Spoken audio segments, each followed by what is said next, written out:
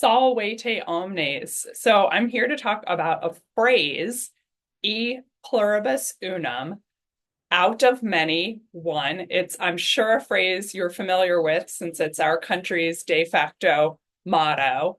And it's been invoked a bunch of times this week already. Not surprising since it is election season, but I've heard it in two very different contexts.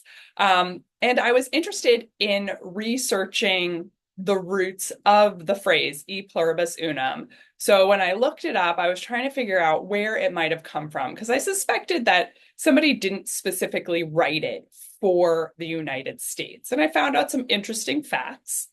It has 13 characters to represent the 13 colonies. Fun, fun.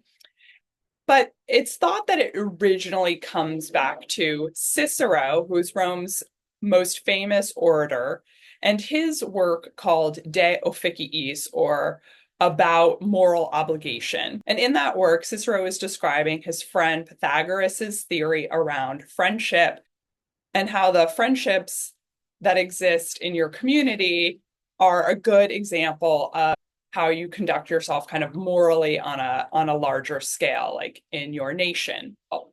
And he wrote that if many people, a pluribus, are able to love each other as they love themselves, unus, that is the hallmark of a perfect friendship and a perfect platform on which to build a nation. And even though it's no longer our actual motto, it is a concept that I do think defines us and is worthy of some investigation.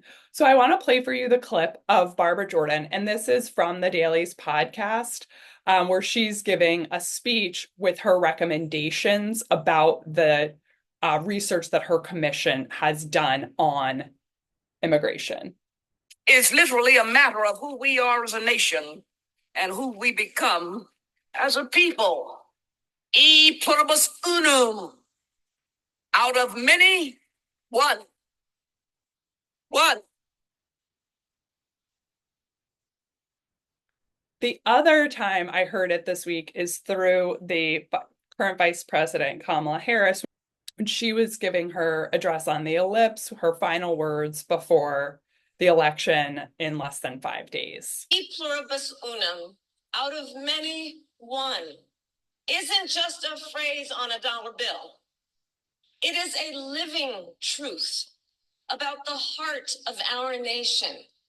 And I think that's an important insight that both of these women had, that even though E pluribus unum isn't our formal motto, it really very much is a defining characteristic of our nation. And it's something I hope we can keep in mind locally and nationally come Tuesday.